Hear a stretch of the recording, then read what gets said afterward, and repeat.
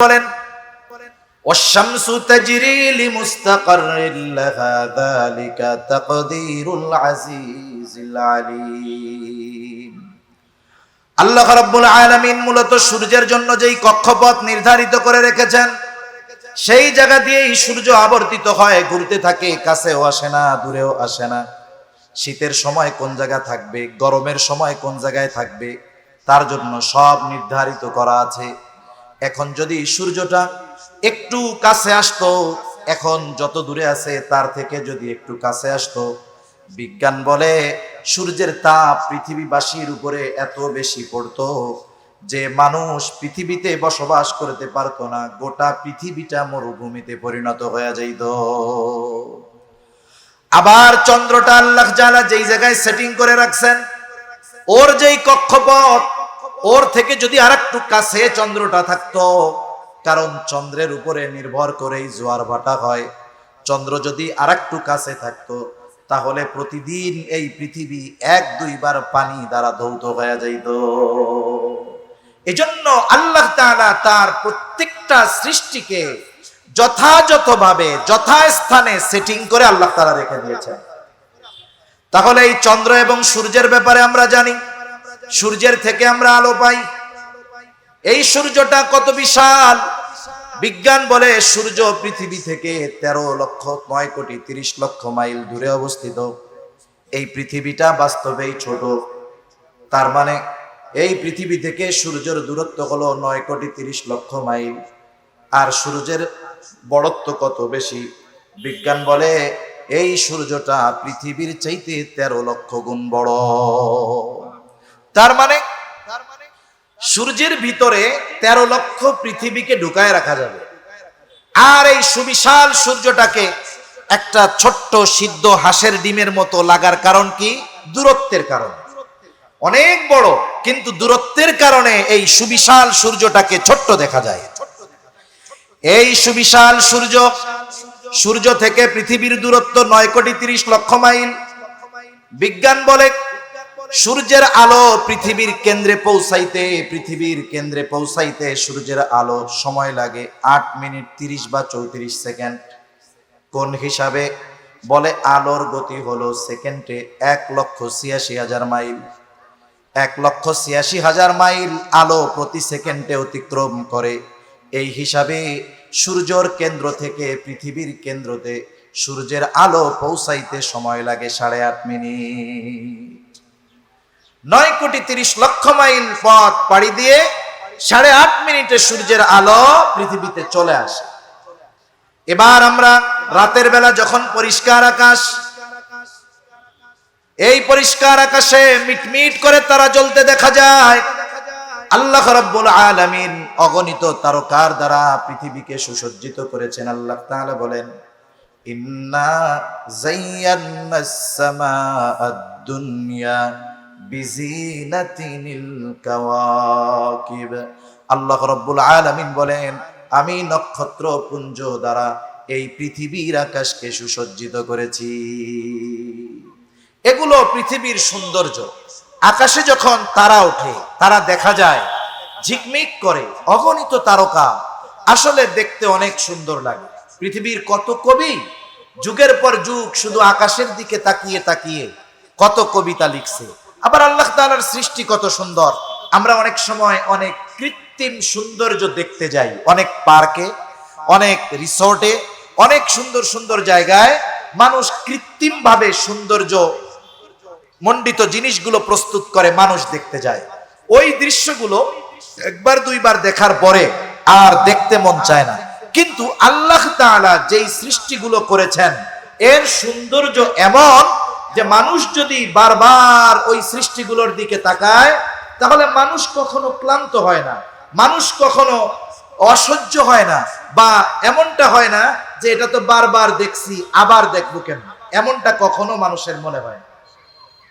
এজন্য আল্লাহ রাব্বুল আলামিন কোরআনুল কারীমের মধ্যেও বলেন, আল্লাযী খালাকা সাবআ সামাওয়াতিন তিবাকা মা তারা ফি খালকির রাহমানি মিন তাফাউত ফারজি'ল বাসারা হাল তারা মিন ফুতুর তুম্মা রুজি'ল বাসারা কাররাতাইনি ইয়ানকালিব ইলাইকাল বাসারু খাসিআন ওয়া হুয়া হাসীব। এই আসমানের দিকে তাকিয়ে আসমানের সৌন্দর্য দেখে কারো একটু ভালো লাগে নাই, অথবা কারো দৃষ্টি ক্লান্ত হয়ে গেছে, এমন কেউ আছেন নাকি? এমন সুনিপুণ ভাবে আল্লাহ তাআলা সৃষ্টি করেছেন। আল্লাহ তাআলা এই জন্য বলেন, মা তারা ফি খালকির রহমানি মিন তাফাউত। এই যে দয়াময়ের সৃষ্টির ভিতরে আপনি কোনো ত্রুটি বিচ্যুতি তো পাবেনই না, বরং কি হবে, ফারজি'ল বাসার হাল তারা মিন ফুতুর। আপনি তাকান, তাকাইতে থাকেন, দেখতে থাকেন কোন ত্রুটি বিচ্যুতি দেখা যায় কিনা। আল্লাহ তাআলা বলেন, বারবার তাকানোর পরে কি হবে, আবার আপনার দৃষ্টি আমার আপনার দিকে ফিরে আসবে। তবুও এই আসমান জমিন সৃষ্টির মধ্যে ন্যূনতম কোন ত্রুটি কেউ দেখাতে পারবে। এজন্য মানুষ যখন আল্লাহ তাআলার সৃষ্টি দেখে তার চোখ কখনো ক্লান্ত হয় না, সে কখনো অতৃপ্ত হয় না। আপনাদের পাশে পাহাড়, যখন এই পাহাড়ের সৌন্দর্য এমনি সময় দেখতেছেন একরকম, আবার যখন আল্লাহ তাআলা বৃষ্টি দেন, বৃষ্টিতে এই সবুজের উপরে পড়া ময়লাগুলো একেবারে ধুয়ে পরিচ্ছন্ন হয়ে যায়। একটা নিরিবিলি পরিবেশে আপনি পাহাড়ের মধ্যে যদি বসে থাকেন, দীর্ঘ সময় ব্যাপী বসে থাকেন, সবুজের দিকে যদি আমি আপনি তাকিয়ে থাকি, আল্লাহর কসম আমার আপনার হৃদয় কখনো ক্লান্ত হবে না, আমার আপনার চোখ কখনো ক্লান্ত হবে না। ঠিক কিনা বলেন? তাহলে আল্লাহ তাআলা দুনিয়ার আসমানকে নক্ষত্রপুঞ্জ দ্বারা সুসজ্জিত করেছেন। আকাশের ভিতরে কত তারকা, কত নক্ষত্রপুঞ্জ, এর হিসাব কেউ দিতে পারে না। এই পৃথিবীতে যত গবেষণা হয়, সবচাইতে বেশি ব্যয় হয় আকাশ নিয়ে গবেষণার পেছনে। মাঝে মধ্যে আপনারা দেখেন এই পৃথিবীর অন্যতম একজন ধনী ইলন মাস্ক মহাকাশ নিয়ে কত গবেষণা করে। সে চাচ্ছে মানুষকে এই পৃথিবী থেকে নিয়ে মঙ্গল গ্রহে ভ্রমণ করায় আনবে। এই জন্য বিভিন্ন রকমের বাহন তৈরি করার প্রচেষ্টা করতেছে। মহাকাশ নিয়ে সবচাইতে বেশি গবেষণা করে যে সংস্থা, তাদের নাম হলো নাসা। যুগের পর যুগ তারা মহাকাশ নিয়ে গবেষণা করতেছে। প্রথমত তারা অনেক সময় আমাদেরকে অনেক আজীব আজীব খবর দেয়, নতুন নতুন গ্রহ আবিষ্কারের খবর দেয়। বলে নতুন একটা গ্রহের সন্ধান পাওয়া গেছে এত লক্ষ আলোক বর্ষ মাইল দূরে। দুনিয়ার মানুষ তখন অবাক হয়ে যায়, বিশ্বব্যাপী এক চাঞ্চল্য সৃষ্টি হয়ে যায় যে নতুন একটা গ্রহ, নতুন একটা আলম, নতুন একটা জগৎ সৃষ্টি হয়েছে। একটা জগৎ আবিষ্কার হওয়ায় আমরা কত অবাক হয়ে যাই। অথচ আল্লাহ তাআলা ১৫০০ বছর আগে কোরআনুল কারীমে এই বিশ্ববাসীকে জানিয়ে দিয়েছেন, শুনে নাও, জগৎ শুধু একটা পৃথিবী এমনটা নয়, আরো অগণিত জগৎ যিনি সৃষ্টি করলেন তিনি কে? এই অগণিত কত, আনুমানিক একটা সংখ্যা যদি মহাকাশ গবেষণা যারা করে এদেরকে দিতে বলা হয়, এর আনুমানিক হিসাব ওরা দিতে পারবে না। যদি তাদেরকে বলা হয় আকাশে তারকারাজি কত, ওরা বলতে পারবে না। আবার দেখেন 13 লক্ষ গুণ বড় সূর্যটা 9,30,00,000 মাইল দূরত্বের কারণে ছোট দেখা যায়। আকাশের মধ্যে অগণিত তারকা ছোট ছোট দেখা যায় কেন? বলে অতিরিক্ত দূরত্বের কারণে। 9,30,00,000 মাইল দূরত্বের কারণে সূর্য ছোট দেখা যায়, তার চাইতে অগণিত গুণ বেশি দূরে তারকারাজি, এটাকেও ছোট দেখা যায়। যদি জিজ্ঞাসা করা হয় আকাশে এই রকম গ্রহ কত আছে, তাহলে মহাকাশ যারা গবেষণা করে তারা বলবে যে এর হিসাব আমরা দিতে পারবো না। মিলিয়ন ট্রিলিয়ন বিলিয়ন ট্রিলিয়ন সব পার হয়ে যাবে, হিসাব দেওয়ার মতো সুযোগ নাই। এই সুবিশাল এবং এই অগণিত তারকা সব প্রথম আসমানের নিচে। এখন এর বিশালতা কত বড়, এর বিশালতা কত বড়, বিজ্ঞান বলে এই পৃথিবী থেকে সবচাইতে কাছে যেই তারকাটা, ওই তারকাটার বিশালতা কত বড়। বলে একটা তারকা যেটা সবচাইতে ছোট, ওই তারকার ভিতরে যদি কোটি কোটি সূর্যকে ঢুকিয়ে দেওয়া হয়, তবুও ওই তারকার সব জায়গায় এক সূর্য পূর্ণ করতে পারবে না। কোটি কোটি সূর্য যদি তার মধ্যে ঢুকিয়ে দেওয়া হয়, তার মানে এক একটা তারকা কোটি কোটি সূর্যের চাইতেও বড়। এক একটা তারকা কোটি কোটি সূর্যের চাইতেও বড়। এই তারকাগুলো প্রথম আসমানের নিচে। দূরত্ব কত? পৃথিবীতে সূর্যের আলো চলে আসে 8.5 মিনিটে। কয় মিনিটে একটু বলেন না? কয় মিনিট? 8.5 মিনিটে। কিন্তু ওই তারকাগুলারও আলো আছে। তারকাগুলারও কি আছে? আলো আছে। এখন এই তারকার আলো পৃথিবীর দিকে সৃষ্টি থেকে নিয়ে ছুটে আসতেছে। বিজ্ঞান বলে সূর্যের আলো পৃথিবীতে 8.5 মিনিটে পৌঁছিয়ে যায়, কিন্তু ওই তারকার আলো সৃষ্টি থেকে নিয়ে সেকেন্ডে 1,86,000 মাইল গতিতে পৃথিবীর দিকে ছুটতেছে। কোটি কোটি বছর পার হয়ে গেছে, এখন পর্যন্ত একটা তারকার আলো পৃথিবীতে পৌঁছায় নাই। সুবহানাল্লাহ বলেন না? কোটি কোটি বছর পার হয়ে গেছে, একটা তারকার আলো এখন পর্যন্ত পৃথিবীতে পৌঁছায় নাই। সেকেন্ডে অতিক্রম করতেছে 1,86,000 মাইল। এই গতিতে ছুটছে। 2-1 মিনিট নয়, 2-1 বছর নয়, 2-1 শত বছর নয়, 2-1 লক্ষ বছর নয়। প্রথম আসমানের নিচের তারকার আলো পৃথিবীর দিকে ছুটে আসছে কোটি কোটি বছর ধরে। প্রতি সেকেন্ডে 1,86,000 মাইল পথ অতিক্রম করতেছে, কিন্তু এখন পর্যন্ত একটা তারকার আলো পৃথিবীতে পৌঁছায় নাই। সুবহান। এখন একটু ভলিউমটা বাড়াইতে হবে একটু, আর নাইলে বক্স একটু ঘুরাই দিতে হবে, কানে আওয়াজ আসতেছে না। হালকা একটু ঘুরাই দেন। তাহলে এই পৃথিবীর প্রথম আসমানের নিচে কত জায়গা আছে, এটা সাধারণ মানুষের জন্য হিসাব করা অসম্ভব, ঠিক কিনা বলেন? এখন বলেন তো, আল্লাহ রাব্বুল আলামিন যদি তার বান্দাদেরকে দুনিয়ার 10 গুণ নয়, দুনিয়ার 100 গুণ পর্যন্ত এক একটা জান্নাত আল্লাহ তাআলা দেয়, প্রথম আসমানের নিচে যেই জায়গা আছে সেই জায়গাগুলো শেষ হবে নাকি? এই জায়গাগুলো পর্যন্ত শেষ হবে না। এজন্য আল্লাহ সুবহানাহু ওয়া তাআলা সুন্দরভাবে করেছেন, এত সুনিপুণ ভাবে করেছেন যে প্রত্যেকটা সৃষ্টি আল্লাহ তাআলা মানুষের কল্যাণের জন্য করেছেন। আল্লাহ তাআলা কোরআনুল কারীমের মধ্যে বলেন, হুয়াল্লাযী খালাকা লাকুম মা ফিল আরদি জামিআ। আল্লাহ তাআলা বলেন, হুয়াল্লাযী খালাকা লাকুম, তিনি তোমাদের জন্য সৃষ্টি করেছেন সবকিছু তোমাদের উপকারের জন্য।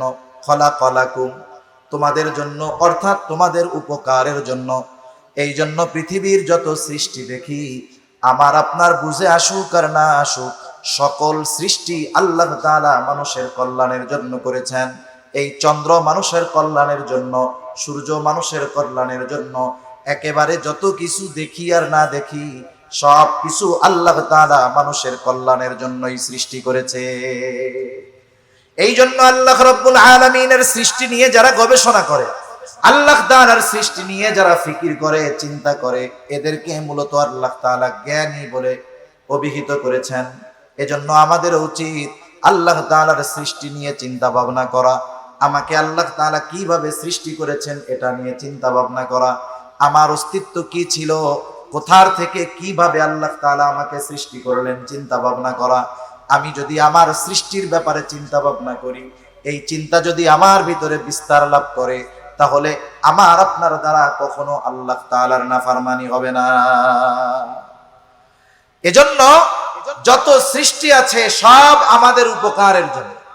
কিন্তু বাস্তবতা হলো, আধুনিক বিশ্বের যত সৃষ্টি, এগুলো আল্লাহ সুবহানাহু ওয়া তাআলা তার অনেক কথা মানুষের জন্য বোঝাকে আধুনিক সৃষ্টিগুলো আল্লাহ তাআলা সহজ করে দিয়েছেন। যেমন এই সময়ের এক গুরুত্বপূর্ণ সৃষ্টি মানুষের যোগাযোগ ব্যবস্থাকে যেটা একেবারে কাছে নিয়ে আসছে, মোবাইল ফোন, ইন্টারনেট। এগুলো মানুষের কল্যাণ আছে এর মধ্যে, তবে অনেক ভালো জিনিসের ব্যবহার এটা কল্যাণ বয়ে আনে, আবার ভালো জিনিসের খারাপ ব্যবহার মানুষের জন্য ক্ষতির কারণ হয়ে দাঁড়ায়। যেমন অনেক সময় আমরা একটা শব্দ শুনি যেটাকে বলা হয় গ্রেনেড। গ্রেনেড নাম শুনছেন না?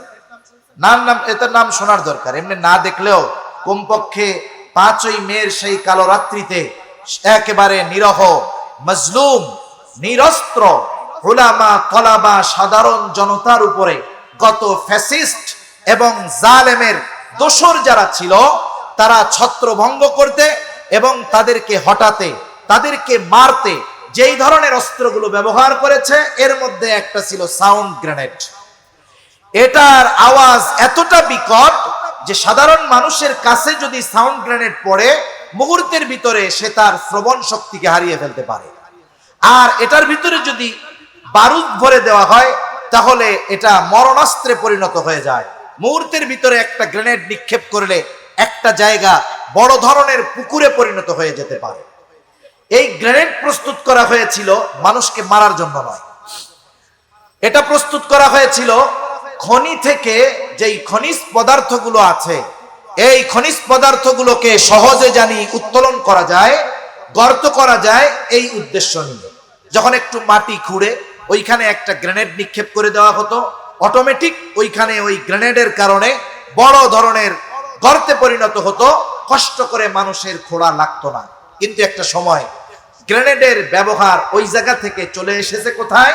মানুষ এটাকে যুদ্ধের ময়দানে অথবা অন্যের উপরে আক্রমণ করার জন্য এই ব্যবহারটা যখন খারাপভাবে করা শুরু করছে, গ্রেনেডের দ্বারা যেই কল্যাণ ছিল, উপকার ছিল, সেটা হারিয়ে গেছে, এটা মানুষের ক্ষতির কারণ হয়ে গেছে। এজন্য পৃথিবীর অনেক সৃষ্টি আছে, বিজ্ঞানের অনেক সৃষ্টি আছে যেগুলো মানুষের কল্যাণের জন্য হয়েছিল, কিন্তু এর ব্যবহার একটা সময় মানুষের ক্ষতির কারণ হয়ে গেছে। ইন্টারনেট, মোবাইল, ফেসবুক, এই ধরনের বর্তমান সময়ের যত প্রযুক্তি আছে এগুলোর মধ্যে কল্যাণ আছে, তবে ব্যবহারের কারণে এগুলোর ক্ষতি অনেক বেশি হয়ে গেছে, ঠিক কিনা বলেন?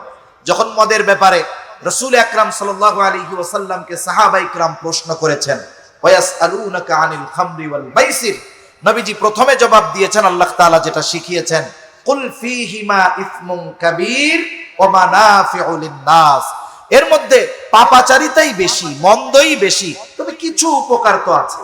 বর্তমান দুনিয়ার প্রযুক্তির ব্যবহারের কারণে উপকার আছে কিছু, তবে ক্ষতির সংখ্যাটাই বেশি। এই যে দেখেন, কিয়ামতের দিনের অনেক কিছু আমাদের সামনে এর দ্বারা সহজে বুঝতে আমাদের সহজ হয়ে যায়। অনেক সময় কিয়ামতের দিন আল্লাহ তাআলা আমাদের সকলের কথা, আমল সবকিছু ফাইল আকারে আমাদের সামনে আল্লাহ তাআলা পেশ করাবেন। আমরা সকলে দুনিয়ায় আমাদের যেই কর্ম ছিল সেই কর্মের ব্যাপারে আমরা সব জানতে পারবো কিয়ামতের দিন। কেমনে জানতে পারবো? আল্লাহ কিভাবে জানাবেন? বিজ্ঞানের এই উৎকর্ষতা আমাদেরকে জানিয়ে দিয়েছে। কিয়ামতে যখন জান্নাতি জান্নাতে চলে যাবে, জাহান্নামী জাহান্নামে যাবে, তাফসীরে ইবনে কাসীরের মধ্যে এসেছে জান্নাতি জাহান্নামীকে দেখবে, জাহান্নামী জান্নাতীকে দেখবে, উভয়ের মাঝে কথা হবে, অথচ তাদের অবস্থান জান্নাতীদের জান্নাতে, জাহান্নামীদের জাহান্নামে। কেমনে হবে? বলে, আপনার যদি কোনো আত্মীয় আমেরিকাতে থাকে, আপনি যদি তাকে দেখতে চান, আপনি কয়েক ঘন্টা লাগবে না, কয়েক সেকেন্ডও লাগবে না, ইন্টারনেটে ঢুকবেন, সেও লাইনে, আপনিও লাইনে, মুহূর্তের ভিতরে আপনি তাকে দেখতেও পারবেন, শুনতেও পারবেন। অথচ কোনো তার নাই, কোনো কানেকশন নাই, 15,000 মাইল দূরে আপনি আপনার আত্মীয়কে, আমি আমার আত্মীয়কে মুহূর্তের ভিতরে দেখতে পারতেছি, তাদের সাথে কথা বলতে পারতেছি। বলেন তো, এই যে প্রযুক্তি মানুষের মাথায় আসলো, এই বুদ্ধি মানুষের মাথায় ঢেলে দিয়েছেন কে? আল্লাহ তাআলা ঢেলে দিয়েছেন। এই যে আমরা কথা বলি, আমাদের কথাগুলো যায় কেমনে? আমাদের কথাগুলো মূলত নেটওয়ার্কিং সিস্টেমকে ব্যবহার করে বাতাসের মাধ্যমে সেকেন্ডের ভিতরে আমার আপনার কথা 15,000 কিলোমিটার দূরে পৌঁছিয়ে দেওয়া হয়। হযরত সুলাইমান আলাইহিস সালামের একটা ঘটনা আছে না? বিলকিসের সিংহাসন নিয়ে আসতে হবে, মুহূর্তের ভিতরে একজন হাজিরও করে ফেলছে। একটু চিন্তা করেন, এই শব্দের ওজন আছে। আমরা এই শব্দটা যখন বলি মোবাইলে, হুবহু আমার বলা শব্দটা ওইখানে গিয়ে পৌঁছায়।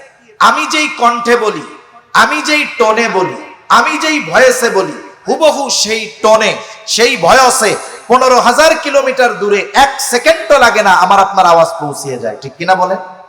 আল্লাহ তাআলা মানুষের মাথায় কত বুদ্ধি দিয়েছেন। এই যে কথা, এগুলো ধ্বংস হয়ে যায় না। আল্লাহ রাব্বুল আলামিন কিয়ামতের দিন আমার আপনার সব কথা, সব কর্মকে সন্নিবেশিত করে আমলনামা হিসাবে আমাকে আপনাকে দিবেন। শুধু তাই না, আল্লাহ তাআলা কোরআনুল কারীমের মধ্যে জানিয়ে দেন যে আমাদের কথা সংরক্ষণ করার জন্য একজন ফেরেশতা সর্বদা তৎপর আছে। আল্লাহ তাআলা বলেন, মা ইয়ালফিযু মিন কওলিন ইল্লা লাদাইহি রাকীবুন আতীদ। আল্লাহ রাব্বুল আলামিন বলেন, মা ইয়ালফিযু মিন কওল, মানুষ যা জবান থেকে নিক্ষেপ করে অর্থাৎ মানুষ যেই কথাগুলো বলে, আমরা যেই কথাগুলো উচ্চারণ করি, এগুলো হারিয়ে যায় না। একজন সদা তৎপর একজন ফেরেশতা আছে, ওগুলোকে সংরক্ষণ করে। বিজ্ঞান কি বলে? বিজ্ঞান বলে মানুষ যেই কথা উচ্চারণ করে, কথাগুলো হারিয়ে যায় না। পৃথিবীর শুরু থেকে নিয়ে যত কথা এখন পর্যন্ত পৃথিবীর মধ্যে মানুষ উচ্চারণ করেছে, সব কথাগুলো বাতাসের মধ্যে ভেসে বেড়াচ্ছে। সব কথাগুলো আছে কোথায়? বাতাসে। এমনও নাকি গবেষণা চলতেছে যে এই পৃথিবীর ভয়েসগুলো থেকে, আওয়াজগুলো থেকে পৃথিবীর অতীতে যত বড় বড় মনীষী গত হয়ে গিয়েছেন, তাদের আওয়াজ, তাদের ভয়েস, তাদের টোনকে আলাদা করে বের করার চেষ্টা করা হচ্ছে। তার মানে কথা বাতাসে আছে, এটা বিজ্ঞান স্বীকার করে এবং প্রযুক্তিও এটা বলে। আমার আপনার কথা মুহূর্তের ভিতরে বাতাসের মাধ্যমে পৌঁছিয়ে যাচ্ছে 15,000 কিলোমিটার দূরে। কথাগুলো বাতাসে আছে। বলেন তো, কিয়ামতের দিন আল্লাহ তাআলা যদি বলে যে রাউজানের গহিরার আব্দুর রহমান দুনিয়ায় যত কথা বলেছে, বাতাস সব কথাগুলোকে আলাদা করে আমার সামনে হাজির করবে, বলেন তো আল্লাহ তাআলার জন্য এটা সহজ না কঠিন? শুধু সহজ না, এটা আল্লাহ তাআলার জন্য অতি সহজ। এজন্য এই ধরনের বিজ্ঞান আমাদের আখিরাত বোঝার ক্ষেত্রে অনেক সহজতা এনে দিয়েছে, কিন্তু আফসোস এটাকে আমরা গোনার আসবাব হিসাবে গ্রহণ করে ফেলেছি। ফেসবুকটাকে গোনার আসবাব হিসাবে গ্রহণ করেছি, ইন্টারনেটকে আমি আপনি গোনার আসবাব হিসাবে গ্রহণ করে ফেলেছি, মোবাইলটাকে আমি আপনি গোনার আসবাব হিসাবে গ্রহণ করে ফেলেছি। কিন্তু আমি যদি এর ব্যবহার যথাযথভাবে করতাম, তাহলে দেখা যাইতো এর দ্বারা আমি উপকৃত হতে পারতাম, আমার আখিরাত বোঝা সহজ হতো, আমার দাওয়াতের ক্ষেত্রে এই প্রযুক্তি আমি কাজে লাগাতে পারতাম। কিন্তু আফসোস, বিজ্ঞানকে আমরা যথাযথভাবে ব্যবহার করতে পারতেছি না। আরেকটা বিষয় হলো, ইসলামের সাথে বিজ্ঞানের কোনো সংঘর্ষ নাই। আপনি যদি ওসমানী খেলাফতের দিকে নজর দেন, আজ থেকে 100 বছর আগে ওসমানী খেলাফতের একেবারে পতন হয়েছে, 100 বছর আগে। অথচ ওসমানী খেলাফতের সময় মুসলমানদের মাধ্যমে বিজ্ঞান সর্বোচ্চ উৎকৃষ্ট স্থানে পৌঁছিয়ে গিয়েছিল। আজকের ইউরোপ সভ্য হয়েছে 200-250 বছর আগে। 100 বছর আগে এরা সভ্যতা শিখেছে, বিজ্ঞান শিখেছে। ইউরোপ আমেরিকার বড় বড় ইউনিভার্সিটি গুলার ভিতরে মুসলমান মনীষীদের বই নিয়ে তারা বিজ্ঞানকে চর্চা করেছে। ওসমানী খেলাফত ধ্বংস করে দেওয়ার মাধ্যমে মুসলমানদের যত গবেষণাগার ছিল, মুসলমানদের যত শিক্ষার আসবাব ছিল, এগুলো সব তারা ধ্বংস করে ওই তথ্যগুলো, বইগুলো, জ্ঞানগুলো নিজেরা নিয়ে নিজেদের জ্ঞানকে সমৃদ্ধ করেছে। আর মুসলমানদের উপরে এই জ্ঞানের, বিজ্ঞানের অপপ্রয়োগ এই অমুসলিমেরা করেছে।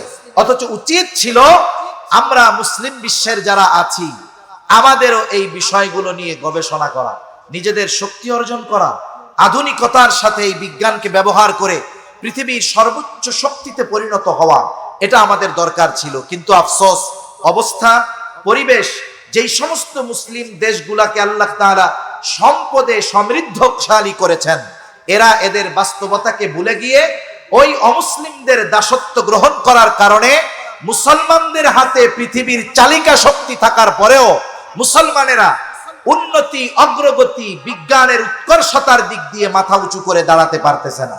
এ পৃথিবীর চালিকা শক্তি কি? এ পৃথিবীর চালিকা শক্তি হলো স্বর্ণ, পৃথিবীর চালিকা শক্তি হলো তেল। আল্লাহ তাআলা এই ধরনের খনিজ পদার্থ মুসলিম বিশ্বকে দান করেছিলেন, কিন্তু তারা যথাযথভাবে কাজে লাগাতে পারে নাই। তবে এখনো যদি মুসলিম বিশ্বের দেশগুলো আল্লাহ তাআলার দিকে ধাবিত হয়, যথাযথভাবে আল্লাহ তাআলার উপরে ঈমান আনে, সাথে সাথে আল্লাহ সুবহানাহু ওয়া তাআলাকে যথাযথভাবে ভয় করে, আশা করা যায় মুসলমানেরা এই পৃথিবীর বিজ্ঞানের উৎকর্ষতার দিক দিয়ে সর্বোচ্চ স্থানে যাবে এবং এই পৃথিবীকে সর্বদিক দিয়ে শাসন করতে তারা পারবে ইনশাআল্লাহ। কি বলেন, পারবে না? আমরা যদি সম্প্রতি সময়ের একটা হিসাবের দিকে তাকাই, আফগানিস্তানের দিকে যদি দেখি, তাহলে কি দেখব? আমেরিকা একটা দেশকে পুরো শেষ করে দিয়ে গিয়েছে, তাদের রিজার্ভ সব নিয়ে গিয়েছে, একেবারে রিক্ত হস্তে তাদেরকে রেখে গিয়েছে। কিন্তু কিছু আল্লাহওয়ালা মানুষ, কিছু দিনদার মানুষ, কিছু খোদাভীরু মানুষ ওই দেশের রাষ্ট্র ক্ষমতা গ্রহণ করেছে এবং এটাকে তারা আমানত হিসাবে নিয়েছে। এই জন্য 2 বছর পার হতে পারে নাই, তাদের মুদ্রা পৃথিবীর মধ্যে সবচাইতে দ্রুততার সাথে মুদ্রার মান বাড়তেছে। প্রতিনিয়ত নতুন নতুন উদ্ভাবনী আমরা তাদের মাধ্যমে দেখতে পাচ্ছি। আধুনিক প্রযুক্তি সম্পন্ন বাহন তারা আবিষ্কার করতেছে, অথচ দেখেন তাদের লেবাস আমাদের মতো, মাথায় পাগড়ি, গায়ে জামা, মুখে দাড়ি। আমরা যাদেরকে মনে করতাম এদের কাজগুলো শুধু মসজিদ আর মাদ্রাসা আর কোথাও নাই, অথচ এই মানুষগুলো এই পৃথিবীর অর্থনীতিকে সমৃদ্ধ করার কাজ করতেছে। এই পৃথিবীর প্রযুক্তিকে আপগ্রেড করার কাজ এই মোল্লাদের মাধ্যমে হচ্ছে। বাস্তবতা হলো আমরা আমাদের সোনালী অতীতকে জানি না। আমরা যদি জানতাম তাহলে চিকিৎসা বিজ্ঞান আমাদের হাতে থাকতো। আমরা শুধু ইবনে সিনার কথা শুনি, বু আলী সিনার কথা শুনি। এই ইবনে সিনাকে চিকিৎসার জনক বলা হয়, অথচ এই ইবনে সিনার ব্যাপারে আমরা জানি না। পশ্চিমা বিশ্ব ইবনে সিনার যত পাণ্ডুলিপি সমস্ত কিছুকে নিয়ে তাদের ভাষায় অনুবাদ করে তারা তাদের চিকিৎসা বিজ্ঞানকে কত হাই লেভেলে নিয়ে গিয়েছে, কিন্তু আমাদের খবর নেই। তারপরে বীজগণিত নিয়ে, রসায়ন নিয়ে, পদার্থ বিজ্ঞান নিয়ে প্রত্যেক জায়গায় মূল ভূমিকা ছিল মুসলমানদের পাণ্ডুলিপিগুলো তারা নিয়ে ইংরেজিতে ছাপিয়ে নামটাকে একটু পরিবর্তন করে তারা তাদের কাজে ব্যবহার করতেছে, কিন্তু আমরা মুসলমান আমরা পারতেছি না। অথচ সেই অ্যাবিলিটি আমাদের দেশের না থাকলেও অনেক মুসলিম বিশ্বের আছে, তাদের সম্পদ আছে, টাকা পয়সা আছে, কিন্তু বিজ্ঞানের উৎকর্ষতার ব্যাপারে তারা কোনো ভূমিকা রাখতে পারতেছে না। এটা আমাদের জন্য বড় দুঃখের বিষয়। এজন্য সম্মানিত উপস্থিতি, বিজ্ঞানের সাথে কোরআনের সাথে কোনো সাংঘর্ষতা নাই। বিজ্ঞান ওইটা সর্বশেষ মানতে বাধ্য হবেই, যেটা কোরআন বলেছে, যেটা ইসলাম বলেছে মানবে, তবে আজ অথবা কাল। তবে কখনো যদি বিজ্ঞান এবং ইসলামের সাথে আমার আপনার সামনে সংঘর্ষ পরিলক্ষিত হয়, আমি আপনি নির্দ্বিধায় কোরআনকে, ইসলামকে, দ্বীনকে বেছে নিব, কোনো সন্দেহ নাই। এজন্য রাসূল আকরাম সাল্লাল্লাহু আলাইহি ওয়াসাল্লাম দেখেন, সুন্নাতের সাথে বিজ্ঞানের সম্পর্ক আছে, এটা গবেষণার পরে বের হয়, কিন্তু নবীজি আগের থেকে ফলাফল দিয়ে দিয়েছেন। রাসূল সাল্লাল্লাহু আলাইহি ওয়াসাল্লাম, যেমন বাথরুমে যাওয়ার কথা বলি, যখন বাথরুমে যাব নবীজি সুন্নাত যেগুলো বলেছেন এর মধ্যে একটা সুন্নাত, মাথা ঢেকে যেতে হবে। মাথা ঢেকে যেতে হবে। মাথা ঢেকে গেলে লাভটা কি? অনেকে টুপি মাথায় দিয়ে বাথরুমে যাওয়াটাকে খারাপ মনে করে, কিন্তু টুপি মাথায় দিয়ে বাথরুমে গেলে লাভ কি হবে? বিজ্ঞান বলতেছে মাথার চুল এবং মাথার চামড়া এটা বড় স্পর্শকাতর। আপনি আমি যদি মাথায় কয়েকদিন শ্যাম্পু না দেই, তেল না দেই, দেখবেন মাথার মধ্যে খুশকি জমেছে, খুশকি থেকে ময়লা হবে, ওটাতে ইনফেকশন হবে, এক সময় মাথায় ঘা হয়ে যেতে পারে, চুলের মধ্যে জট লেগে যেতে পারে। কিন্তু বলেন তো, 2-4 জন লোক দেখান তো দাড়িতে তাদের কোনোদিন জট লাগছে, অথবা এই জায়গায় কখনো তাদের খুশকি হয়েছে? দাড়িতে হয়। তার মানে দাড়ি, এই চুল এবং স্কিন, এটা মাথার চুল এবং চামড়ার মতো এত স্পর্শকাতর নয়।